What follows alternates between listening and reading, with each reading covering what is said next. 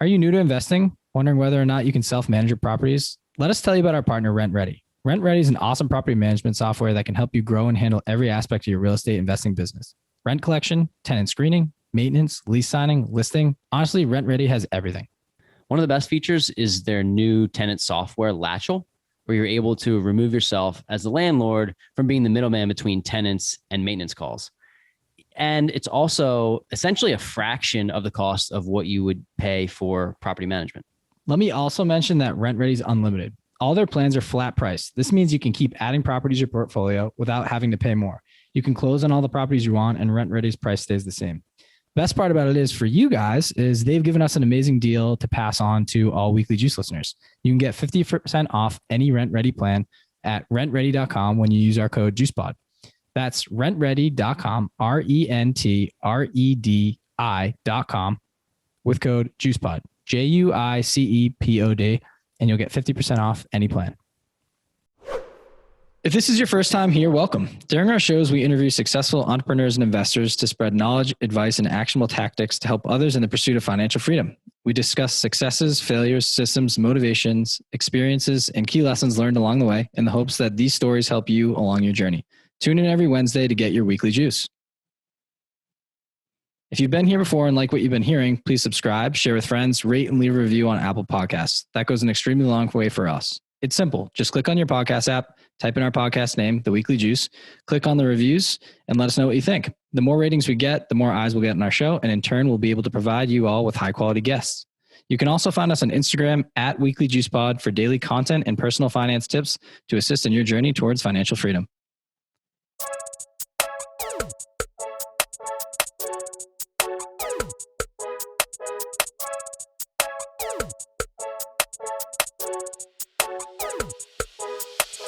Welcome back to the Weekly Juice. As always, Ryan and Corey here with another episode for you. Today we have on special guests, Kendra Barnes. Kendra is a 34-year-old real estate investor from the Washington, D.C. area. She's currently living in Texas, has a rental portfolio of about 8 units that generates over $150,000 in income a year. She is a real estate coach now and is kind of investing more on the passive side now that she's reached financial freedom, and she's giving back. She's showing how one can dive into financial literacy and financial independence through real estate. We talked about the cash flow game and how started. It opened the door for her and just like sparked the light or the plug that just like set her off. And she's like, wow, I can do this. And she mentioned in the beginning, I think she said she was a military baby. So she doesn't even know where she was born. She said that, which I thought was interesting, but she invested in DC, and that's where a lot of her properties are, which is a really high price market, which is an interesting way to get started in real estate investing. But stick around and listen to her fourplex story, how she bought a property. We'll let you listen to it, but for $800,000, and the next day it appraised for $1.2 million. So talk about building some equity off the bat. So it's a really cool story. She was featured in Yahoo News, and she does one-on-one coaching for real estate investors trying to create financial freedom. $150,000 a year in income from just 8 rentals. How about that? Small but mighty, to say the least. And it's an amazing portfolio, but she's just a really good person. We at the end of the episode, as we always do, we kind of talk a little bit more personal life stuff. And she's a new mom. So very cool episode. I think people are going to really take to Kendra, and let's dive in. Let's do it. Kendra, welcome to the Weekly Juice. Thank you so much for coming on the show, and we're thrilled to get to know you a bit. Yeah, thanks for having me, you guys. Absolutely. So if you could give a little background on yourself, who you are, where you're from, and then how you got into real estate investing. Yeah, so my name is Kendra. I'm the founder of The Key Resource. I'm a buy and hold investor, and I'm a military brat. So I literally don't even know where I'm from. I'm from the world. But I got into real estate investing really randomly. I grew up in a middle-class family. Not from a line of real estate investors. I'm not from a wealthy family, but middle class. I never wanted for anything. It definitely wasn't poor, wasn't rich, and we weren't wealthy by any means, but my parents always instilled in me the idea of savings and pretty good money habits. But I never thought that I could be a real estate investor because it always seemed like you had to be wealthy first. And it seemed like you had to be like old. And then, for me, I never saw minorities as like real estate investors. And so I was like, it didn't seem like something that I could do. So after going to undergrad, then I went to grad school. I got my bachelor's and my master's in agricultural economics, of all things. And I became an international economist for the government. And I hated my job. Like, I really hated it. But I was like, this is what you do, right? Like, you get a job, you work until you're like 70, and then you retire, and then you live the life of your dreams. That's what was like the American dream. So I was just doing that. I didn't know any way out. One random weekend, my husband and I played the game Cash Flow, and it was like mind blown. We're like, wait a minute. So you make money with your earned income, but then you make that money make money.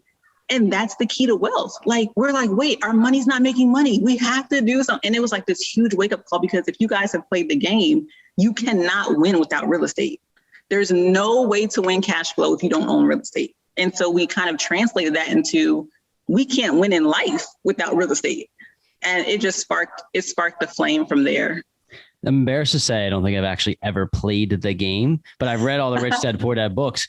But I was shown the game by a mentor. But I resonate with you when I found out about the buying or using your earned income to create passive income. It was literally like a bomb went off in my head. And yes, it's funny when I see people that we talk to that just find out about it for the first time. You can see it in their eyes. It's like, it's a whole new world that never existed to them. And I guess I kind of want to talk about maybe what you did next. So once you figured out, okay, this is the path I'm taking, right? It's one thing to think it and to realize it. You can read a book, but to actually take the action, that's where you make serious strides. So what did you end up doing next? We really just like dove right in. We started looking for rental properties the next day. And mind you, we had no idea what we were doing. No idea what to look for. And if you think about it, this was 8 years ago when podcasts like yours were not common. Like, now you can go on YouTube, you can learn from people like who are explaining it on a really basic level. 8 years ago, it's like when you thought about real estate investing education, it was like those little seminars in a hotel where they try to sell you this $20,000 program at the end. And that was pretty much it. Now there's so much information, which is good in a way, but I think also people get like analysis paralysis too. But so anyway, we just dove in. We literally started looking for properties. We found a property like 3 months after that, and we just bought it. We ran like the most basic numbers ever. We're like, the mortgage is $1,000, and I think we'll be able to make, it was a duplex. Like, we can make $1,200 on one side and about, $1,300 or $1,400 on the other side. Let's buy Great it. Deal. And we bought it, and it actually did end up being a really good deal, but we didn't even know the first thing about anything. Wow. So you got lucky, which is great, but also just the action to dive in. And I always talk about this with people who are just trying to get started. It's like, you do not have to, sounds like you kind of did hit a home run, actually, maybe by accident, but you don't have to do that when you get started. And everyone wants to have this buttoned up like approach and an answer to every single question. And we didn't have it. We still don't have it. And I don't know if we're ever going to actually have it. No. So the fact that you just dove in and did it, it probably allowed you to make the mistakes. And then from there, maybe make some tweaks along the way, but that's very cool. Yeah, mistakes is an understatement. There were mistakes on that property. It still ended up being a good one in the long run, but it was a lot of learning curves. Let's talk about some of those. First off, if you could, where did you buy the property, and were you in the same state? I feel like you do a lot of out-of-state investing, and then maybe talk about some of the hiccups you had. Good point. So yes, now I live in San Antonio, Texas, but at the time we were in Washington, D.C.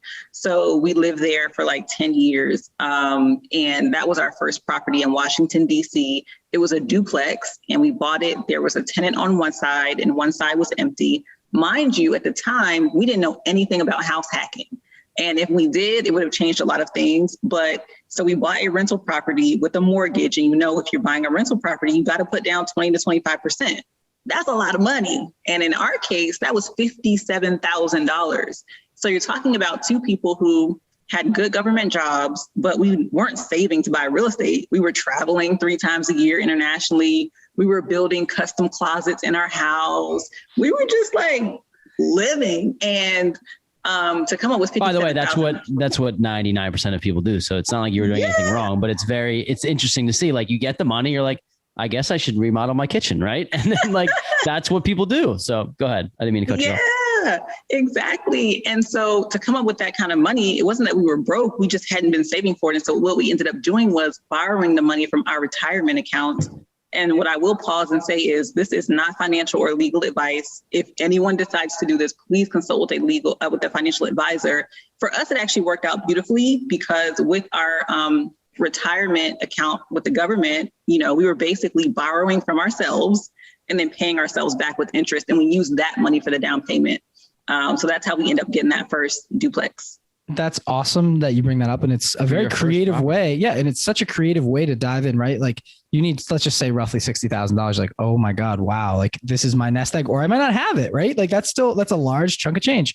So can you talk about the process of using your retirement accounts? I think there's a bunch of different ones between a 401k, Roth IRA. And then, was it essentially like a loan off yourself and then you have to pay back a certain interest point? Like maybe I'm jumping ahead here, but what did you guys do? Yeah, so there's two different types of loans that we were able to take. One is for a primary residence. And basically, if you're borrowing for a primary residence, then you can borrow a higher amount. But there's a general purpose loan that you can use for anything. We had to use that because it wasn't going to be our primary. And you can only borrow up to a certain amount. So we both borrowed the max we could, and it ended up being enough. And then I think my husband also took some money from like a mutual fund to kind of like top everything off. But and so, yes, you're borrowing it from yourself and then you're paying yourself back with interest. And I think we had to pay it back in like 5 years was the time limit they gave us, but you could pay it back early too. And I don't remember the exact interest rate, but it was low. It was insanely low. That's very cool. And it just shows your drive, right? You talk about playing cash flow and then learning about it and then diving in, the next day, literally researching, trying to take action. And realizing, hey, we're not going to use any of our own personal money. Well, it is your money, right? But you're using your investments. So you're super strategic. Yeah. A lot of people would stop at that step and just be like, whoa, I'm not touching my investments. So I think it's important to fast forward to now.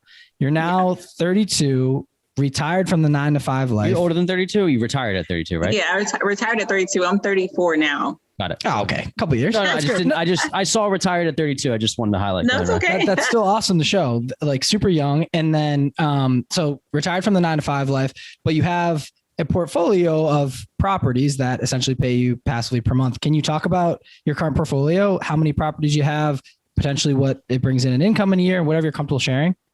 Yeah, so this is where people get super shocked because I think they hear that I retired, or my husband and I, we both retired, and they think, oh, you must own like 40 properties, like blocks and blocks of properties. And that's not the case. And what I want to say to everyone listening is when it comes to retiring or reaching financial freedom, you have to do what's right for you. And what's important to figure out is how much do you personally need to sustain your lifestyle? And you cannot compare your journey to anyone else's. What's also important to remember is, and I'm going to tell you how many properties we had when we retired. What's also important to remember is our portfolio is in DC, which not only is an expensive market, but the rental income is insanely high. And so how much we were able to make with our rentals is very different than someone's going to make in Detroit or Cleveland or Chicago or different places like that, right? And so when you hear my story, don't think, well, I can't make that much where I live. I'm doing it wrong. No, every area is different. So when we retired, we only had 8 units. And I say only, and don't get discouraged if you're like, that's still a lot. But I know people that literally have 60 units or 30 or 40. And so, we only had 8 units when we retired. It was a 4-unit, a duplex, a single family home and a condo. And then, of course, our personal home, too. But that was it. I think it's very important to mention here. I'm thinking the reverse of what you're saying, that people would get discouraged based on that. I think that what people are thinking, probably 25% of our listeners, which is a big majority, not a majority, but it's a lot of our listeners, live in really high priced markets. So they're thinking to themselves, oh, I can invest in DC and I can invest in New York and Philly and Chicago, the areas of Chicago that are really nice. Like I can invest in high priced markets. We interviewed people from Boston, and Boston is an extremely high priced market. So I actually think it's more of like, I can retire on 8 units. I mean, Ryan and I are over here. We changed our strategy from have to get to 60 units to no. We don't need 60 units. We need the number of cash. What's the cash flow number that it produces? So I read on your website that you have $150,000 in income per year from your investments in real estate. Is this the rental income total? And then from there you deduct the expenses. I'm just curious, like how you get to this number, and maybe if you could talk about like what that all brings in and how the numbers play out. That's exactly right. That's the rental income before expenses. And honestly, the biggest piece of that for us was when we house hacked our 4-unit apartment building. That catapulted everything. That was the game changer, because when you're house hacking, and if you're listening and you're not sure what house hacking is, I know it sounds a little illegal because it's like hacking, but it's perfectly legal. It's basically a hack because it's a way to get a rental property and a primary residence at the same time. And you're able to put down much less, right? You don't have to put down that huge down payment. And so we bought a 4-unit apartment building in Washington, D.C., and it was $800,000, which I know that's a lot, right? That's super expensive. But because we house hacked and used FHA, our down payment was only about $17,000. Then we had like closing costs as well. And so if you compare that to how much we paid for a down payment for the duplex, that's so different. And it's the building was worth more, the rental income was more, the neighborhood, was like, quote unquote, better. And, we were able to make more. And so bought that building, lived in 1 unit, rented out the others. But let's look at the numbers for the rental income. We rented to Section 8 in that building. And when we were living there, of course, we were taking up that one space. But when we moved out, 1 unit alone was making $4,000 a month. Just 1 out of 4 units. Wow. The lowest amount of rent we got at any point in that building was like $2,800. So just think about that. Like at the peak, we were making about $12,000 a month in rental income just from that one building. One of the things to highlight here, this is crazy, really, in a good way. But like when people get into real estate investing, they think, I want to make the smallest risk investment, and they correlate that to dollar figures. And it's very not backwards, but it makes sense to me why people think that. But what ends up happening is you get into a higher investment dollar figure wise, but it's actually safer because it's going to appreciate. I bet that property has appreciated since. And yeah, I'm sure it has. And not only has it appreciated, but the percentage that is appreciated gives you hundreds of thousands of dollars in appreciation, as opposed to tens of thousands if you buy $100,000 property. So making $12,000 a month off of one property, even if it's $800,000, you're over the 1% rule right there. It's like, even in a high price market, it's a mindset shift where a lot of people, I feel like they hear the 800,000, they get scared and they're like, whoa, I'm about to jump into almost $1 million of debt. I can't do this. Like, this is insane.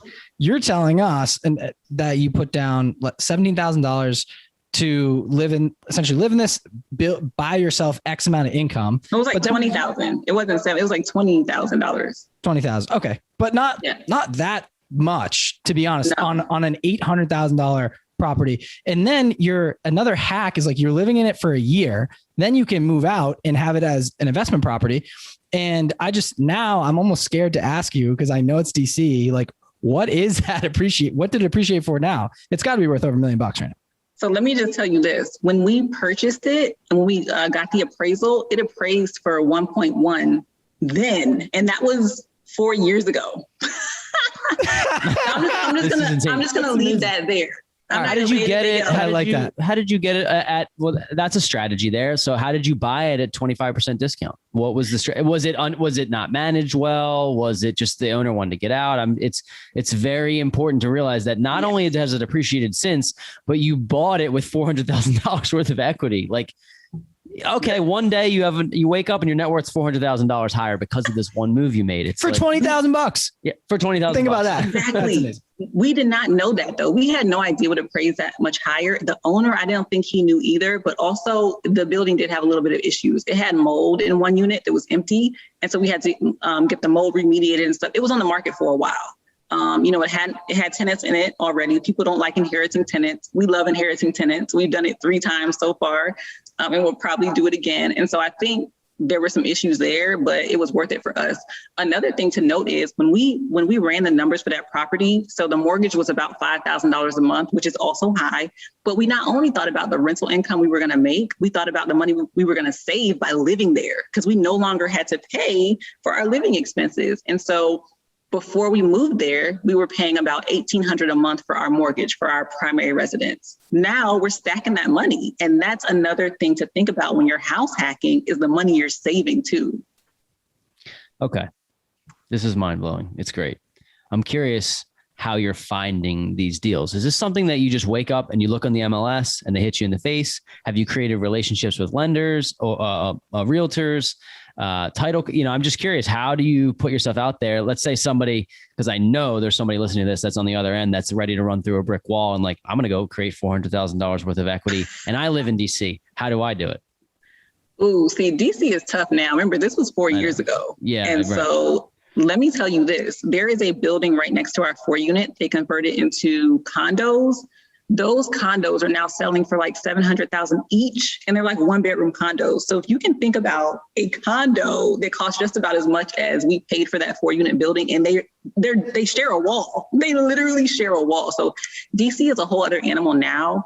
A high price market in general, doesn't have to be Yes. DC. Like, how have you found these deals in the past? So we always use a real estate agent, but honestly, it's like every time we found a deal, we found it ourselves. Like on Redfin or like driving down the street and we see a sign and then we'll tell our agent. And so I encourage everyone to depend on your agent, like they're your advocate, but don't be afraid to send your agent deals too, and they can still represent you. So we found it on Redfin and we're like, hey, we want to go see this property. And we went and saw it, and like the rest is history. We never knew that, one, it would appreciate like it did so quickly. And we also didn't know that within 6 months of us buying it, the rents basically doubled in that area just because of gentrification. That's something we didn't even know how to research and how to look for. Now there are things that I know to look for in different neighborhoods and things to look for on different city planning websites and things to kind of see where the city is going, what direction they're going in different neighborhoods. But we kind of just fell into it. We knew the numbers would work at the current rental rates, but when that rent basically doubled like 6 months after we purchased it, it was a wrap. We're like, okay, this is gold. That was it. Can you talk about some of those things you do look for now that you've learned? There's people, because we have investors that have been in the game for a while, and they're like, okay, like I get how to buy a property. I get how to find it, know running the numbers. Like, what do you look for in a gentrification area? And like, okay, this could take off in the next couple of years.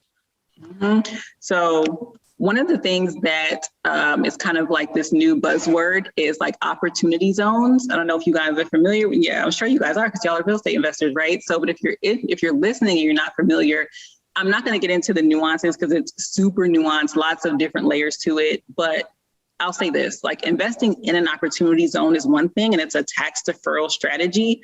But what I look for when I'm looking at properties now is where they fall on the opportunity zone map. So every city should have a opportunity zone map where that city was designated to lay out what they're deeming opportunity zones. And that's where all the development is going to be in the next few years. So the city is incentivizing developers and real estate investors to invest and develop in those areas. And so when I'm looking at a map, I'm like, oh, even if the property isn't falling exactly inside the lines of an opportunity zone, if it's close by, then I know that area is going to be just pumped with tons of new development. And so that's something that I look for. I like that. Thank you. One more thing before Corey, you jump in. I think we might switch topics here, but you mentioned Section 8, and a lot of people get scared when they're like, Section 8, whoa, like you have the government helping them pay. Like this just seems like too much of a liability. Can you talk about caveat? We love our Section 8 tenant. We have Section 8 tenants too. So I think it's like kind of a misconception. I was trying to lead her a little bit. Yeah, for sure. But like, just to show listeners, like, right, we both of us have seen success with a Section 8 tenant. We've, I don't know if you know Dr. Joseph Asamoah. He's from DC. He's a stud, and just, he literally will die by that. He's like, I will only go Section 8. So can you talk about some of the perks and why people should not be scared? Yeah, let me tell you, Section 8 landlords were some of the only landlords who did not get nervous once all the pandemic hit and people weren't getting rental payments, right? You guys were like, oh, we're going to get our money, and that money's going to come pretty much no matter what. So that's the perk right there. The other thing I will say is the only time we have had problems with Section 8 tenants is when we did not choose them ourselves. And so that's like inherited Section 8 tenants, because with Section 8, you can vet them just like any other tenant. And in DC, you can even go visit them at their current living situation before they come to your place. And so I also want to remind people too that when it comes to like voucher programs like Section 8 is not the only one. There are programs for disabled people, for veterans. There are programs for like people who were like previously homeless and going through programs. And so I think people think Section 8 is the only thing. And it's like someone who has all these kids and all this stuff. We've had tenants with vouchers. It's just like a single man in his 50s and he's super low maintenance. And so think about it like that too. There are several voucher programs out there. It's important to note because our Section 8 tenant, I would say she's probably 60, and she has her children and grandchildren that visit her, but she works at a big company, but doesn't make a lot of money, and she's just a single woman, and so like it's just like that, and she's a pleasure to deal with. So it's like low maintenance, and she pays her rent every single month on time. And it's important to note that I think that maybe the misconceptions are what make people like you successful in the business. So maybe I don't know if you want them to stay around, but the whole point is that like there is a niche and a way to make money in every single scenario, in every single market. It just, you have to find what that niche is. Yes. So I want to talk about kind of maybe what you see as a good deal now, if you are continuing to buy, or if you just plan to continue to purchase real estate, or maybe some of the previous deals that you've done.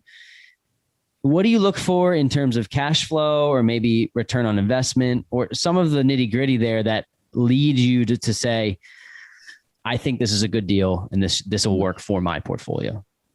Yeah, I always look for the ability to pivot.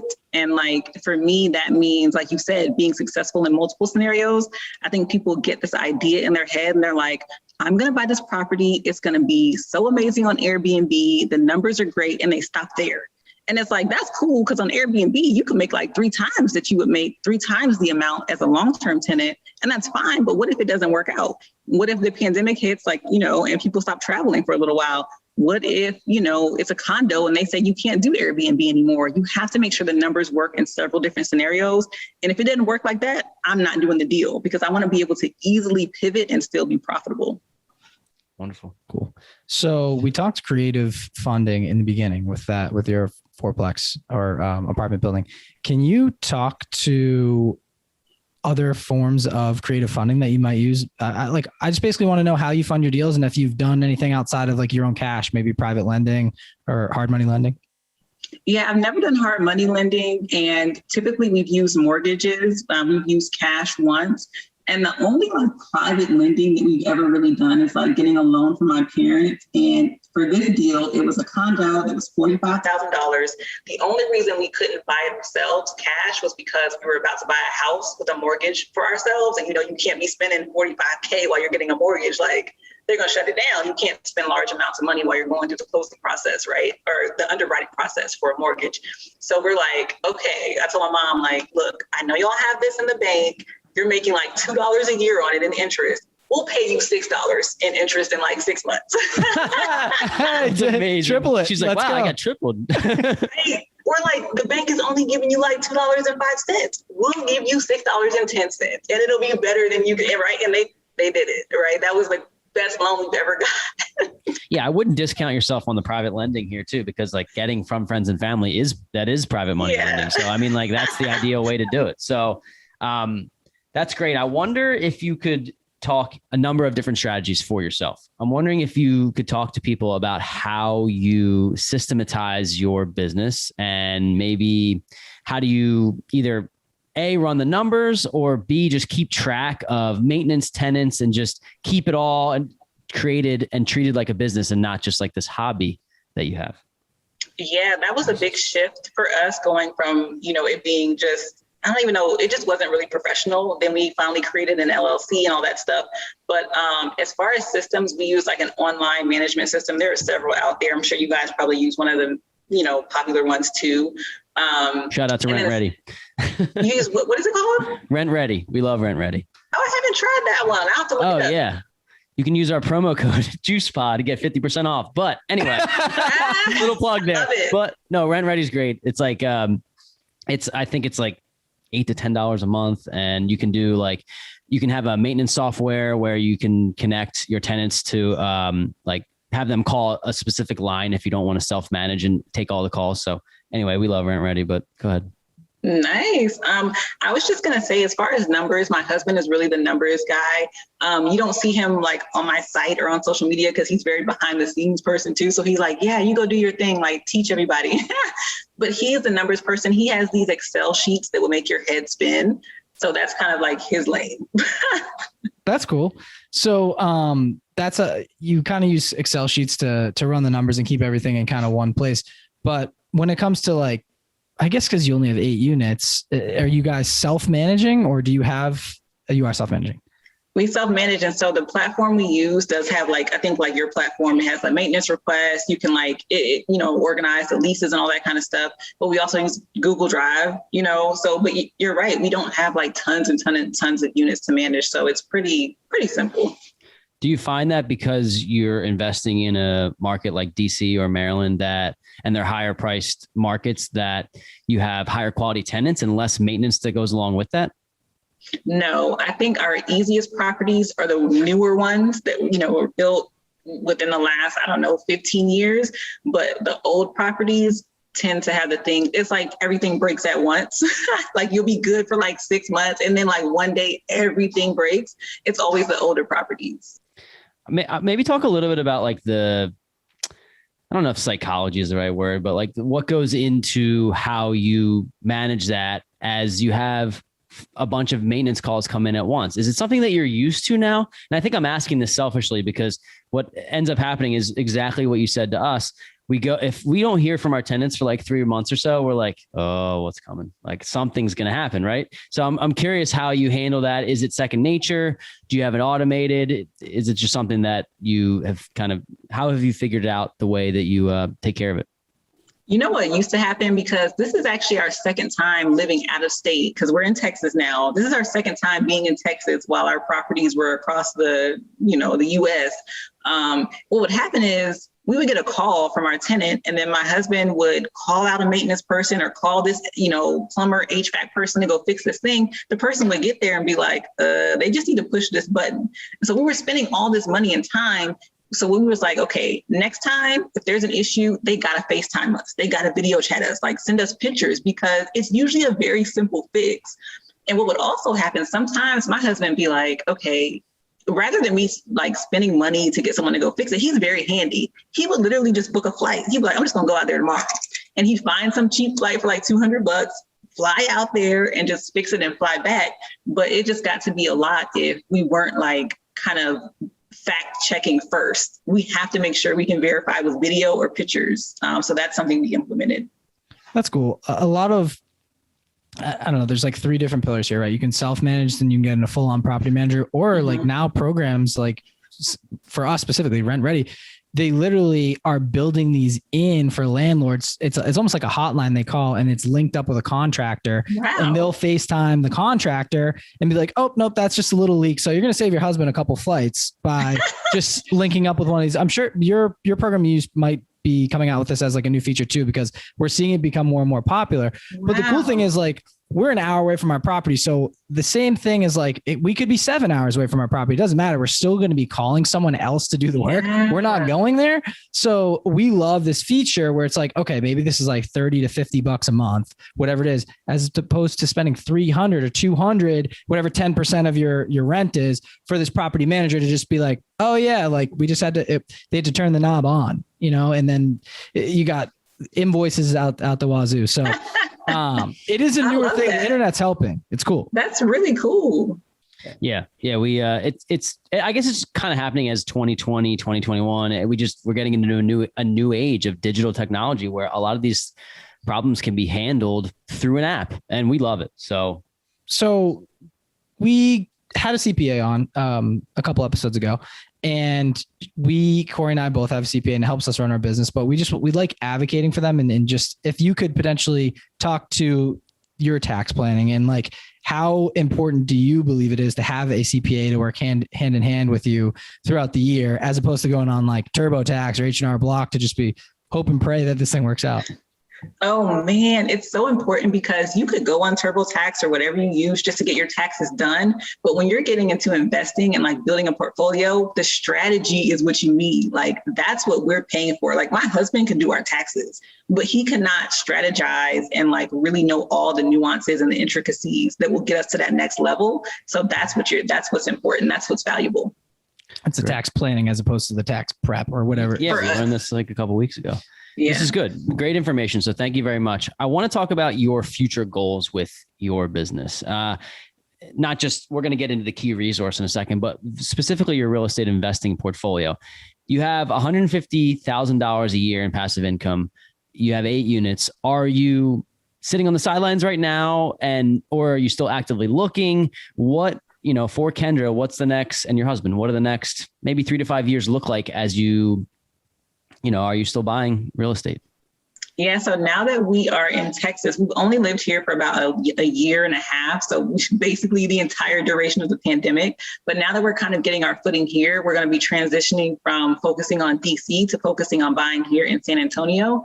And it's a really great market because there are 4 military bases here.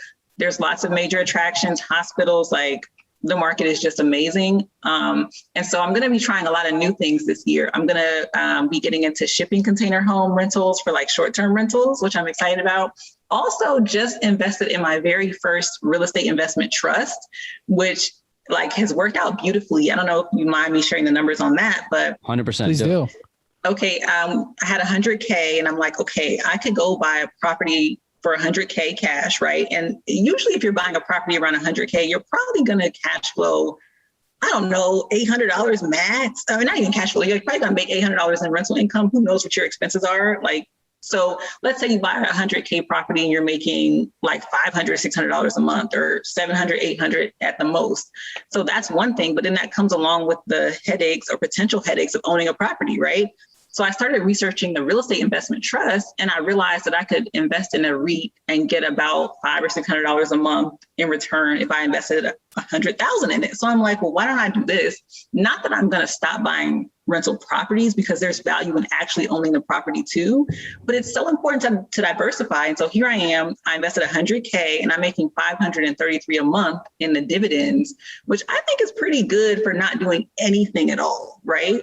I think this so what is do you guys think about that? No, I love it. I'm so glad you brought this up. And the reason is because what we found out through interviewing a lot of different investors is that once you have your nest egg or you're in financial freedom or you've reached this sort of level, the end goal ends up being more passivity. And we're finding out about that from like Steve Rosenberg was saying this. We had him on a couple of weeks ago and people were saying that we want to get to a level of passivity. So you're saying taking that $100,000 and getting this, I didn't even realize in a REIT that you were actually making cash flow back. Maybe it's just something that I had in my head that I thought that you were almost like investing in a stock where if you sell it later, you'll have this appreciation play. That too. So I bought into this REIT about 4 weeks ago, and I've already made about $11,000. If I were to sell it, I would get about $11,000 right in capital gains, but I'm also getting the $533 a month in dividends. And so that's what's really cool about it. But here's the thing though. So that was $100K in the REIT. If I would have leveraged that $100K and use it as a down payment on the property, it would have been a whole different story. So me comparing it was thinking if I used $100K to buy a property cash, that's going to put you in a different bracket of property. But if I would have like leveraged $100K and gotten a mortgage, clearly the property. You could have 4 properties for $100K. Right? Yeah, exactly. Yeah, so that's cool. That's a good distinction. Thanks for bringing that up. And we haven't dove too deep on REITs. So can you just talk about the process of like, where did you find this REIT and like, where can people go to research and potentially like, I'm thinking like Acorns for stocks, right? And then, or you have like Vanguard, Fidelity and all this, like these machines that kind of help you go forward. Like where the heck would you even go for a REIT? And do you need $100,000 to get in too? That's another thing that like, That's the really cool thing about REITs is you can invest with as little as like, I think $5,000 or even less. I mean, you put in whatever and you're going to get out that if it's like 6% return, you're going to get 6% per year. So you divide that by 12. And that's how we got to the 533. So I'm getting 6% on my $100,000 per year divided by 12, right? So anyway, the REIT that I invested in is called Main, MAIN. So $Main is how you look it up. Now the price for it now is higher than when I got it 4 weeks ago. So if you invested 100K into it now, you're not going to get the same return that I am. And I also want to pause and again say this is not legal or financial advice. Please do your own due diligence. The way I found out about it is I'm in a few different REIT Facebook groups, and I also have taken an online stock trading course. Oh, but your original question was, I actually purchased it through TradeStation, and that's where I do stock investing. And so you buy it just like you're going to, buy into stocks just through that same platform. Cool. That's awesome. So people can just look like, for example, if you have Acorns and I have Vanguard, I could find it on there. Yeah, it's really cool to note that you have the ability to create cash flow from it too, because I think I was looking into that and I'm thinking like, as if Ryan and I were to put $25,000 into a property, we're realizing that if you were to turn that to cash flow in a REIT, you're only getting 6%. So you may be able to get a lot more if you do it on the active side and buy properties. Yes. But when you get to a certain point, you have $100,000 or even if it's $50,000 to play with, maybe you want that $200-$300 a month in cash flow. Yeah. And then as you continue to grow your portfolio, and maybe you sell a property, you make $200,000, you turn that into $1,200 a month in passive income. So it's as the numbers get higher, it's just so much more advantageous to like get on the really passive side. Well, it's just cool. Like once you're in the game, you can start to play so many different avenues, right? And like things that you may never even thought of. You would have never even probably known about all this stuff had you not played the cash flow game, right? So it's just cool that like one decision, it changed your life, but only because you took action, right? So and consistent daily action, focused action, clearly all in on real estate. So that's awesome. I want to transition because we're winding down to the end of the show towards your business, The Key Resource. So can you talk about that? Like why you created it and what I guess you offer? Yeah, so representation is really important. It's what I realized in the beginning of my journey. When I started sharing with my friends what my husband and I were doing, they were like, how did y'all find this money? Did you rob a bank? And I'm like, no, you don't have to rob a bank. I would never do that because I would never last a day in jail. I would literally never, I would just shrivel up. Hey, well, look, honestly, probably us too. Same with us. So what I realized is that young people, especially young people who look like me, didn't realize it was possible and they needed to see someone that looked like them to do it. And so I'm like, you know what? There's no reason I made all these mistakes for anyone that knows me or that comes across me to make the same mistakes. So why not share my journey? And so that's what I started doing. And like you said, I don't have all the answers, but I'm willing to bet on myself, put myself out there, and I know I'm gonna figure it out one way or the other. And that's how I've gotten to where I am. And so with The Key Resource, I basically share like inspiration and education to lift as I climb, because I'm still climbing. I'm still learning. I'm still doing things for the first time as well. I've never flipped a property. I've never wholesaled, a property. So it's a fun journey, and I'm just bringing people along with me. Great, that's awesome. Core 4, should we get to it? Yeah, sure.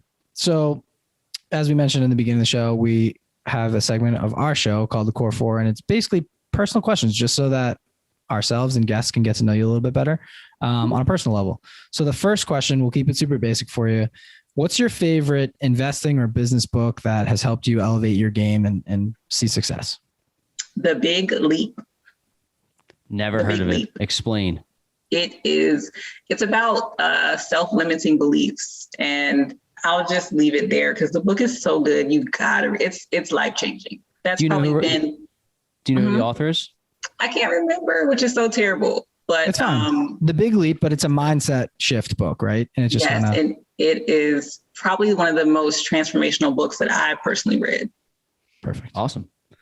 I'm curious to know, as our second question, what has been your biggest mistake that you made in your investing career, and what have you learned from it? And we already know that it's not buying the fourplex. So you can sounds like that was like the best thing you ever did.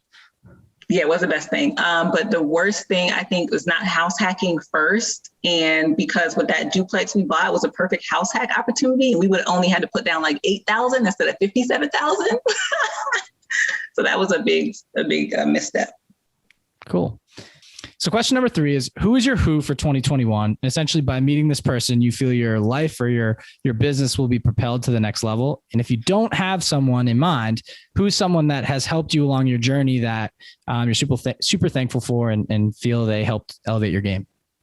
Yeah, so this is probably not the answer y'all were expecting, but I would say my daughter, because I'm a new mom. So I have a 1-year-old. And honestly, when my husband and I started investing, we didn't have kids. And so it was like, we were doing it for ourselves, but now it's like so much bigger than us.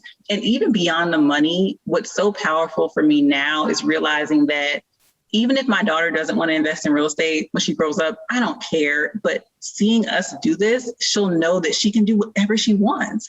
And I'm like getting emotional, but it's so powerful for me. And it's like changing the way I do things. And honestly, today, I just got all the documents in place for our estate plan, right? Because now it's like bigger than just buying buildings and getting cash flow. It's a legacy. And so I want to make sure that everything we're doing is not in vain. So that's my person for 2021. First of all, we love that because we talk mindset and actually the last question of the core 4 is, what do you want your legacy to be? And I think that you kind of said it right there for your daughter, but if you have more to elaborate on, please. Yeah. So for my family, of course, like I said, but also just from anyone that comes in contact with me or comes across, my platform, I want them to remember me as someone who was like literally lifting as I climb. Like, I'm not going to the top by myself. There's no need for that. There's room for everybody. Like, I don't see, teaching people how to do what I did. I don't see that it's going to like replace me, right? I really believe there's room for everybody, especially in real estate, right? Just pull up a seat. And so that's what I want my legacy to be, lifting as I climb. I really like that. Giving more than you take. And it proves to pay back in dividends time after time. We've seen it. It's, I don't know, firm believer in karma and just giving way more than you take, and it'll come back full-heartedly or wholeheartedly. So last segment of the show is called The Last Drop. And this is essentially, we're looking for advice you'd give your younger self if you could go back in time. So you go back to young 18, 19, young Kendra, what would you tell her now? I would say stop living above your means. I was like literally just swiping that credit card with no idea of the repercussions it would have. Some of those clothes I bought, I'm like, y'all gonna have to bury me in these clothes because I literally am still paying for them. Thinking about that first mortgage we got on our first home, the interest rate we got was because of the credit card debt that I had incurred, which made my credit score a certain, level. And that I didn't know that it affected things like that. And so we still have that original mortgage on that house. And so in my mind, I'm still paying for those J. Crew clothes I bought back in college that I really couldn't afford. So that's my message to my younger self, is to stop living above your means. I think it's important to note that you don't have to build $150,000 a year real estate portfolio and take this, this path that you're taking to this big portfolio.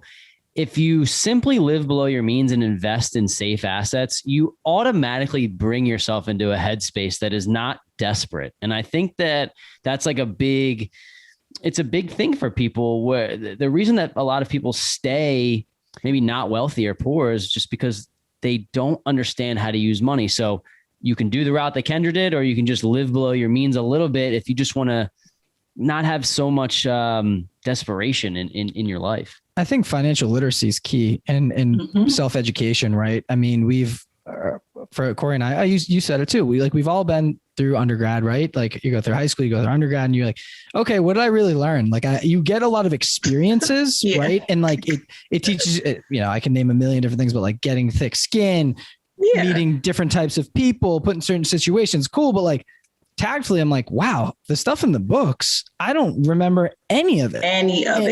And then I'm like, okay, you get thrown into the workforce and they're like, oh, did you sign up for your 401k? You're like, what's a 401k? And then they're like, oh, you're going to make 20 grand this year and plus extra in commission. You're like, 20 grand, I'm rich. This is sweet. You used to make 3 grand landscaping. And so it's just, you gradually like come across each step of your life, you get hit with new experiences like this with money. And you're like, oh my God, like, I don't know what to do. And you lean on other people that in your life, right, in your little bubble, but sometimes those people are the wrong people to lean on because they're not where you want to be anyways. And that's where I think a lot of people fall into the trap, and they could lean on the Key Resource and other educational platforms where it's like, go out, the biggest thing you could do for yourself today is just read, research, watch YouTube videos, but like personal finance and how to manage your money, because no matter what stage of life you're in, you're going to have to come into play with money, and you're in the game, whether you like it or not. So you're either playing it or you're getting played by it. So I'm super passionate about it because we talk about it every week, but I think that's what's helped me out a lot in my life is like just going out on my own and researching and learning. And then you stumble across real estate. What makes I was like, how do I become rich? How do I become a millionaire? 90% of millionaires invest in real estate. And then when I got into that, it opened up 7,000 other doors where I'm like, wow, like the REITs, right? Like just little things along the way. And depending where you are on your journey, you can start jumping into those too. So I appreciate you bringing that up because clearly I'm passionate about it. It's great. And now we have the Key Resource for people to go out and follow your journey and listen to all the things that you bring to the market. So, which leads us to, if people want to read about you, learn about you, maybe connect, network, just connect. Yeah. What's the best way to get in touch? Yeah, the best way to find me is on Instagram at the Key Resource. And once you find me there, click the link in my bio. You'll see my site, Facebook group, all kinds of stuff. If you heard me on this podcast, please feel free to reach out via DM. And it was super fun chatting with you guys. Awesome. Thank you so much, Kendra, for coming on. We really appreciate you. Kendra, it was an absolute pleasure. It was awesome getting to know you. I think you're a great person, and your daughter's very lucky to have you as mom. So keep kicking ass. Oh, thank you guys. That means so much. Absolutely. Thank you.